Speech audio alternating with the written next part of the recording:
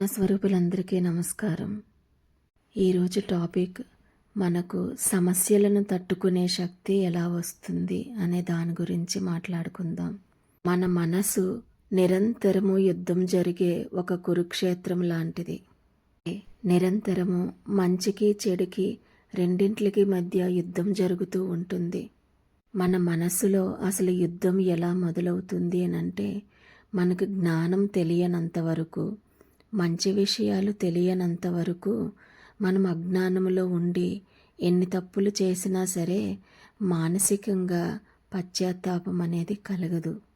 కానీ ఎప్పుడైతే ఒక్కసారి మన చెవిన జ్ఞానం పడుతుందో, మంచి విషయాలని వింటూ ఉంటామో అప్పటి నుండి మొదలవుతుంది మనసులో ఒక ఘర్షణ.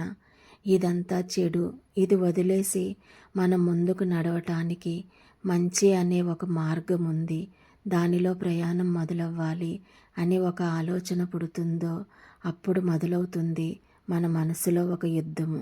ఒకవైపు మనసు కళ్ళతో చూసినవన్నీ కావాలని కోరుకుంటూ అది కావాలి ఇది కావాలని కోరికల రూపంలో పరుగులు తీస్తూ బాహ్యమైన ఆకర్షణల వెంట మనసు పడుతూ ఉంటే, మరొక వైపు ఇది కరెక్ట్ కాదు, కోరిన కోరికలన్నీ తీర్చుకుంటూ పోతే ఎప్పటికీ వ్యామోహం నుంచి బయటపడలేము, ఆ కోరికల వెంట పరిగెట్టవద్దు అని మనం విన్న జ్ఞానము బుద్ధి కుశలత రూపంలో మనకి హెచ్చరిస్తూ ఉంటుంది.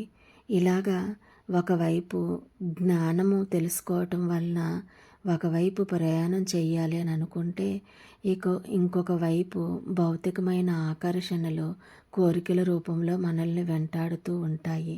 ఇలాగా మంచికి చెడుకి నిరంతరము మన మధ్య ఒక ఘర్షణ జరుగుతూ ఉండటం వల్ల కాసేపు మంచి ఆలోచనలు, కాసేపు చెడ్డ ఆలోచనలు, ఈ రెండింటికి మధ్య ప్రతి నిమిషము కూడా యుద్ధం జరుగుతూ ఉంటుంది.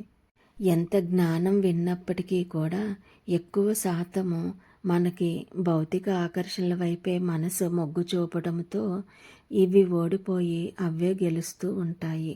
కానీ పురాణాల రూపంలో మనం జ్ఞానం తెలుసుకోవటం వల్ల మన మనసులో ఏదో ఒక మూల, అయ్యో నేను ఇది పాటించలేకపోతున్నానే, కోపాన్ని జయించలేకపోతున్నాను, అసూయను జయించలేకపోతున్నాను, హర్షడ్వర్గాలు నన్ను బాధ పెడుతున్నాయి, దీని వెనుకే పరిగెట్టి వెళ్ళిపోతున్నాను అని ఏదో ఒక మూల మన మనసు బాధపడుతూనే ఉంటుంది.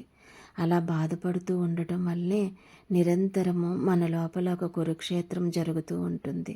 జ్ఞానం ఎప్పుడైతే మనిషి విన్నాడో, ఆ జ్ఞానాన్ని తెలుసుకున్నాడో అప్పటి నుంచి కూడా తనలో ఒక జిజ్ఞాస మొదలవుతుంది. కోరికల రూపంలో, హర్షడ్వర్గాల రూపంలో నిరంతరము వేదనకు గురి చేస్తున్న మనసుని ఊరటించి ప్రశాంత స్థితిలో ఉంచాలి, తానుగా ఉండాలని ప్రతి సాధకుడికి కూడా గట్టిగా కోరిక ఉంటుంది. ఇప్పుడు మనం చేతితో ఏదైనా ఒక బరువైన వస్తువుని పైకి లేపాలి అంటే చేతులలోని గట్టి బలము ఉండాలి. అప్పుడు మాత్రమే మనము బరువుని పైకి లేపగలుగుతాము. అలాగే ఒక మనిషి మానసికంగా దృఢంగా ఉంటూ ప్రతి సమస్యను కూడా తట్టుకునే ఓర్పు, నేర్పు, దృఢ సంకల్పం, ఆత్మస్థైర్యం ఒక మనిషిలో ఎప్పుడు అభివృద్ధి చెందుతాయి అంటే తన లోపల ఉన్న చైతన్యము పూర్తిగా అనుభవంలోకి రావాలి.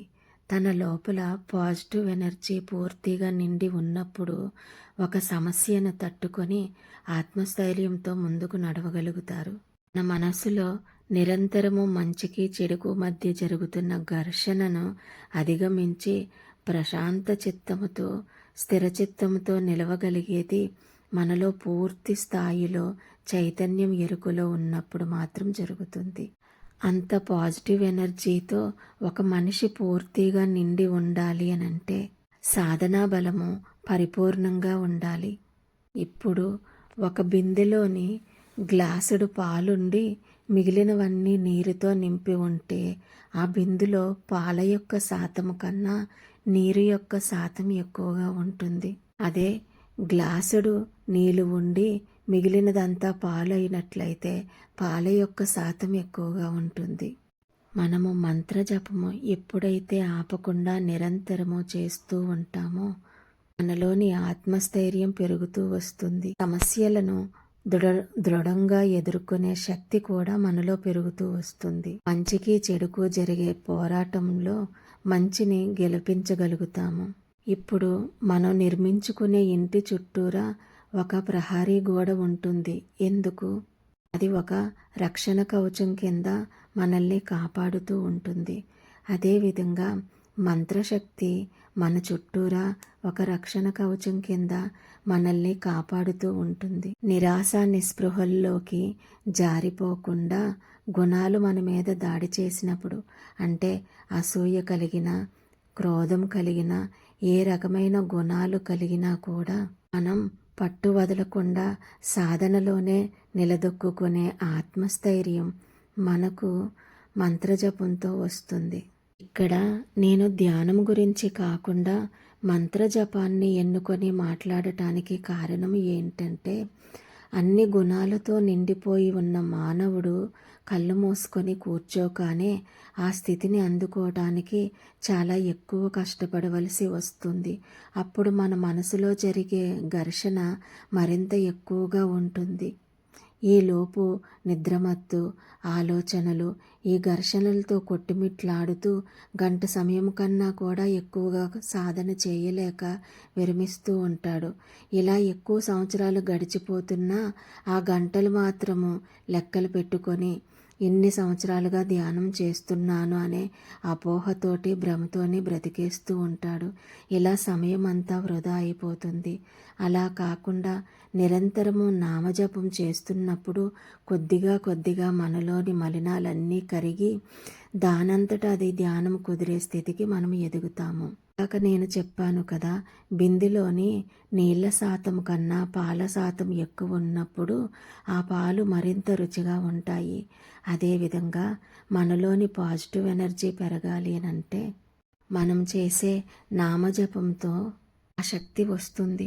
ఇప్పుడు ఒక విత్తనము నాటినప్పుడు అది మొక్కగా పెరగటానికి సూర్యకిరణాలు, నీరు అన్నీ ఎలాగ భూమితో సహా అవసరమవుతాయో, అలాగే మనం జ్ఞానముగా విన్నది అనుభవంలోకి రావటానికి, అజ్ఞానాన్ని తొలగించుకోవటానికి, మన మనసులో జరుగుతున్న నిరంతర ఘర్షణ ఆపి ప్రశాంత చిత్తముతో, స్థిర చిత్తముతో, సమస్యను ఎదుర్కొనే ఆత్మస్థైర్యంతో మనల్ని మనము నిలదొక్కుకోవాలి అని అంటే ఆ పాల శాతములు ఎలాగైతే పెంచుకుంటున్నామో ఆ పాల మాదిరిగానే మన మనసులో కూడా మంత్రజపంతో మన యొక్క శక్తిని పెంచుకోవాలి. మనకు అనారోగ్యం వచ్చినప్పుడు, ఒక మందు మింగినప్పుడు మన శరీరము ఎలాగైతే స్వస్థత చేకూరుతుందో అదేవిధంగా మన మనసులోని అలజడులన్నీ తగ్గి సమస్యలను తట్టుకునే శక్తి రావటానికైనా సరే, ఈ అలజడులు తగ్గటానికైనా సరే మనకి మంత్రజపం ఆ రకంగా ఖచ్చితంగా సిద్ధిస్తుంది. లక్షల కొద్దీ పుస్తకాల జ్ఞానము కానీ, ప్రవచనాల జ్ఞానము కానీ విన్నా కూడా, ఎంతగా మనసు వేదన చెందినా కూడా మనకి ఆ పాజిటివ్ ఎనర్జీ సిద్ధించదు.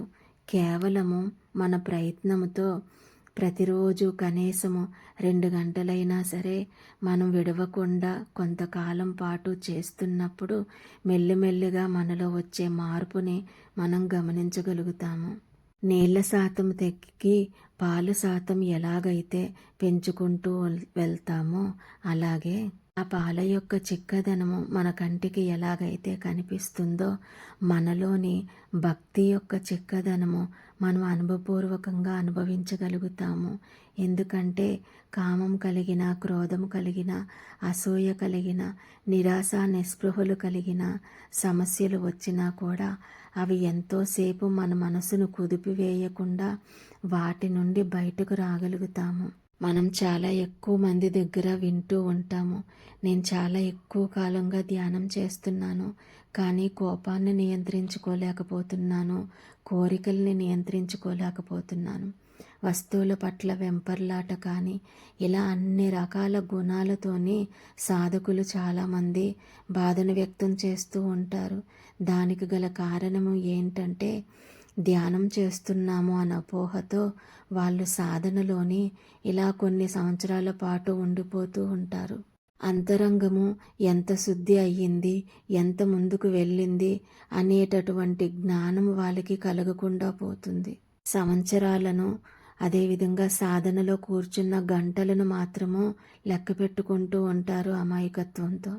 ఆలోచన లేకుండా, ఆలోచనారహిత స్థితితో, నిద్రమత్తు లేకుండా స్థిరచిత్తముతో చేసిన సాధన మాత్రమే మనం లెక్కలోకి తీసుకోవాలి. అందుకే 90% మంది సాధన చేస్తున్నప్పటికీ కూడా సమస్యలను ధైర్యంగా ఎదుర్కోలేకపోతూ ఉంటారు. గుణాలు దాడి చేసినప్పుడు జ్ఞానం తెలిసినప్పటికీ కూడా వాళ్ళలో ఉన్న సంకల్ప బలము కూడా సహాయం చేయదు.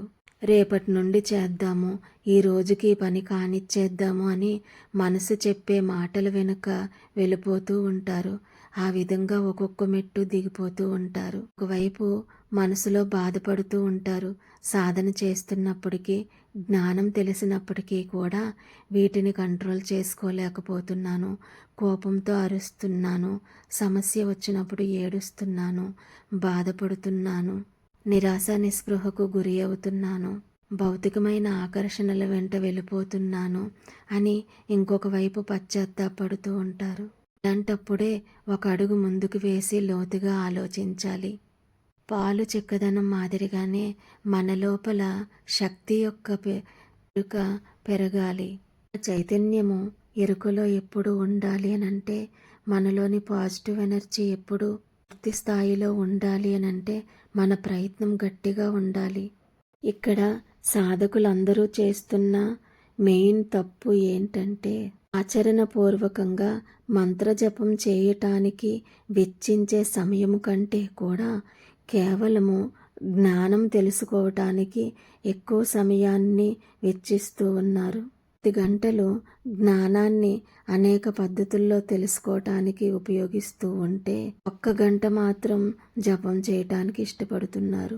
అంటే 9% వినటానికి, విన్నదే అనేక పద్ధతుల్లో, కొత్త పద్ధతుల్లో, కొత్త మనుషుల ద్వారా, కొత్త విధానాలలో ఇంకా ఇంకో రకంగా తేలిగ్గా, ఇంతకంటే తేలిగ్గా చెప్తారేమో, ఇంతకంటే తేలిగ్గా ఉందేమో, మనం ఇంకా ఏదైనా మిస్ అవుతున్నామేమో అని విన్నదాన్నే పదే వినటానికి ఇష్టపడతారు. 9% వినటానికి సమయం ఖర్చు చేస్తే 1% మాత్రము మంత్రజపం చేయటానికి వినియోగిస్తున్నారు. దీనికంటే దాని శాతం ఎక్కువగా ఉండటం వలన మనలోని పూర్తి స్థాయిలో పాజిటివ్ శక్తి ఉండటం లేదు, చైతన్యం యొక్క ఎరుక ఉండటం లేదు. ఇక్కడ మనకున్న వ్యాధి కంటే కూడా మనం మింగుతున్న మందులు అంటే ఔషధాల యొక్క సాంద్రత తక్కువగా ఉంది. అంటే ఒక 600 డోస్ వాడాల్సిన చోట 100 డోస్ వాడితే మనకు జ్వరం యొక్క తీవ్రత తగ్గదు కదా. జ్వరం తగ్గేలోపు ఇంకా వేరే సైడ్ ఎఫెక్ట్స్ వచ్చి రోజుకి అనారోగ్యం బారిన పడితే ఒక రోగి ఏ విధంగా ఉంటుందో సాధకుడి పరిస్థితి కూడా అదే విధంగా ఉంటుంది. ఇక్కడ ఒక మొక్క పూర్తిగా ఎండిపోకుండా ఉండటానికి 1 గ్లాసు నీళ్ళు అవసరం అనుకోండి. మీరు అటు ఆ మొక్క పూర్తిగా చచ్చిపోకుండాను, ఇటు పూర్తిగా బలాన్ని పుంజుకొని ఆ గ్లాసుడి నీళ్ళు తాగనివ్వకుండా మధ్యలో 1 పావు గ్లాసు నీళ్ళు పోస్తూ ఆ మొక్కని పూర్తిగా ఎండిపోనివ్వకుండా, అలాగని పూర్తిగా ఆరోగ్యంగా ఎదగకుండా చేస్తున్నట్లు.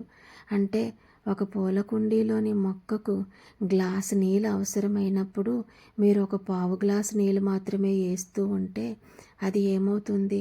పూర్తిగా ఎండిపోదు, అదేవిధంగా పూర్తిగా చనిపోదు, అలాగని బలంగా ఎదగదు కూడా. అలా మన మనసులో ఉన్న నిరంకుశత్వానికి సంబంధించిన గుణాల యొక్క దాడిని మనం ఎదుర్కోలేకపోతున్నాము. అయ్యో, అసూయ తప్పని తెలుసు, కానీ మన మనసుకు అసూయ కలుగుతుంది, కోపం కలుగుతుంది అని ప్రతిసారి మన మనసు స్పందించినప్పుడల్లా ఎరుక రాగానే, అయ్యో నేను సాధన చేస్తున్నాను కదా, కోపాన్ని నియంత్రించుకోవాలనుకున్నాను, నియంత్రించుకోలేకపోయాను, ఆహారం పట్ల ఎరుకతో అప్రమత్తతతో ఉండాలనుకున్నాను. కానీ జిహ్వ చాపల్యానికి లోబడిపోతున్నాను అని ఇలాగా అనేకసార్లు బాధపడుతూ ఉంటాము. ఇలా బాధపడుతూ మనకు ఉన్న బుద్ధి విచక్షణ జ్ఞానంతోని బాధకు గురవుతూ ఉంటాము. ఇటు మంచి వైపు పూర్తిగా వెళ్ళలేక, ఇటు చెడును పూర్తిగా విడిచిపెట్టలేక నిరంతరము మన లోపల జరిగే కురుక్షేత్ర యుద్ధంలో మనపై మనమే దాడి చేసుకుంటున్నాము. అందుకే ఎంత మోతాదులో రోగం ఉంటుందో అంత మోతాదులో ఔషధాన్ని స్వీకరించాలి. మొక్కకు ఎంత మోతాదులో ఆహారం అవసరమో అంత మోతాదులో నీరు అందించినప్పుడు మాత్రమే అది పచ్చగా ఎదుగుతుంది. అదేవిధంగా మన మనసుకు చైతన్యం యొక్క పూర్తి ఎరుక నిలబడ్డాలి అంటే మనం స్థిరచిత్తంతో గుణాల యొక్క దాడికి లోబడకుండా, నిరాశ నిస్పృహల్లోకి జారిపోకుండా ఆత్మస్థైర్యంతో మన సమస్యలలో మనం దృఢంగా నిలబడాలి అనంటే మనలో తపశ్శక్తిని పెంచుకోవాలి. మంత్రజపాన్ని మరింతగా చేస్తూ ఉండాలి. అంటే మన ఇంటి చుట్టూరా ప్రహరీ గోడ ఏ విధంగా ఉందో మన మనసు చుట్టూరా కూడా ఆ విధంగా గుణాల యొక్క దాడి నుండి మనల్ని మనం కాపాడుకోగలుగుతాము. అందుకే ఈ నిమిషం నుండే పూర్తి స్థాయిలో మీ యొక్క ప్రయత్నం మొదలుపెట్టండి. మంచినీటి బిందెలో నీటి యొక్క శాతము కన్నా పాలు యొక్క శాతం ఏ విధంగా ఎక్కువగా చేసుకుంటామో ఈ విధంగా మనలోని పాజిటివ్ శక్తిని ఎక్కువ చేసుకోవాలి అని అంటే ఇంకా ఎక్కువగా నామజపం చేస్తూ నిరంతరము జ్ఞప్తిలో ఉంచుకుంటూ ఉండాలి. శరీరాన్ని, ఇంటిని మురికి వదిలే వరకు ఎంత ఎక్కువగా శుభ్రం చేస్తూ ఉంటామో అదేవిధంగా మన మనసును కూడా తోముతూనే ఉండాలి మంత్రజపంతో. అరుణాచల శివ, అరుణాచల శివ, అరుణాచల శివ.